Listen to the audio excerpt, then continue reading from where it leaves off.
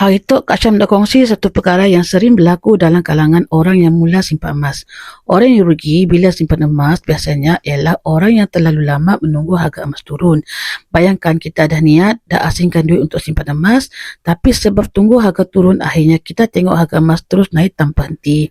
Hakikatnya, tiada siapa-siapa termasuk pakar kewangan yang berjangka harga emas akan naik ataupun dengan tepat.